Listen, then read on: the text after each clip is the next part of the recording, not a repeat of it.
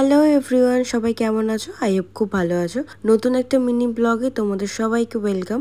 আর দেখতেই পাচ্ছ আজকে সাজুগুজু করে চলে এসেছি কলকাতায়। না, আমরা সিটি সেন্টারে যাচ্ছি না, আজকে যাব বিশ্ব বাংলা রেস্টুরেন্টে। অনেকদিন ধরেই আমাদের সবারই যাওয়ার ইচ্ছে ছিল, তো আজকে মিঠির বার্থডে, তো সেই অনারে আমরা ভাবলাম আজকে ওখানে গিয়ে পুরো সেলিব্রেশনটা আমরা করবো। আর এই কলকাতার রাস্তা তোমাদের কার কার ভালো লাগে অবশ্যই একটা কমেন্ট করে জানিয়ে দিও।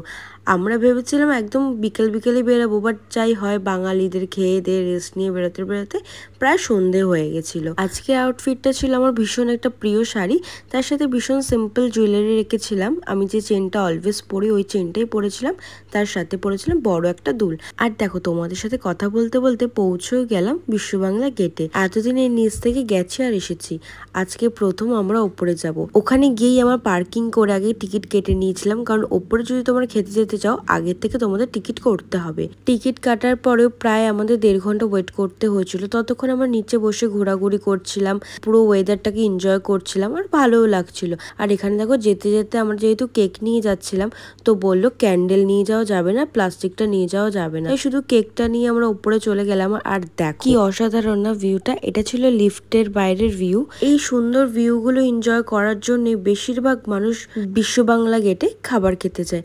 আমরাও তার ব্যতিক্রমী নেই, আমরাও এই কিছুটা ভিউ এনজয় করার জন্যই গেছিলাম।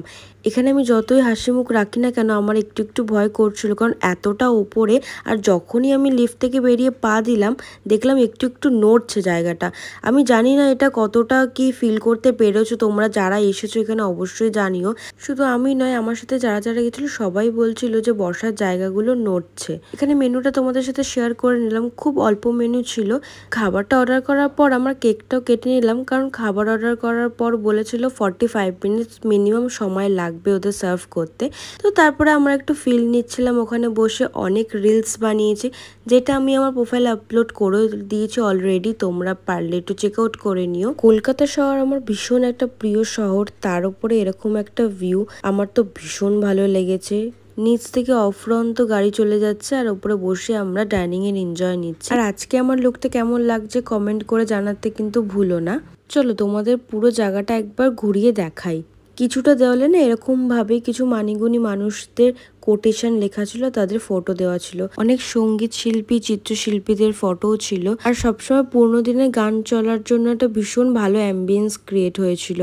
তারপরে চলে আসলো খাবার, তাড়াতাড়ি করে আমরা টেবিলে চলে আসলাম, কারণ অনেকটা খিদে পেয়ে গেছিল। দেখে তো ভীষণ ডিলিশিয়াস লাগছে, এবার খেয়ে দেখতে হবে কেমন টেস্ট। আমরা অর্ডার করেছিলাম বাটার নান, চিকেন বাটার মশালা, আর এটা রাইসেরই কিছু একটা আইটেম ছিল যেটা আমার নাম এই মুহূর্তে মনে নেই, আর এই চিকেনটার নাম আমার এই মুহূর্তে মনে নেই। প্রথমে নানটা দিয়ে চিকেন বাটার মশালা ট্রাই করলাম, বেশ ভালো ছিল। আমার মনে হলো এরপরেও খাবারগুলো বেশ ভালো হবে, কিন্তু আমার ভাবনাটা ভুল ছিল। চিকেনটা যেটা ছিল ওটাতে না নুন ছিল না ঝাল ছিল, কোনো রকমই টেস্ট ছিল না, আর রাইসটাও সেইভাবে টেস্ট ছিল না। এরপর একটু মৌরি খেয়ে এই ভিউটা এনজয় করতে করতে আবার নেমে গেলাম।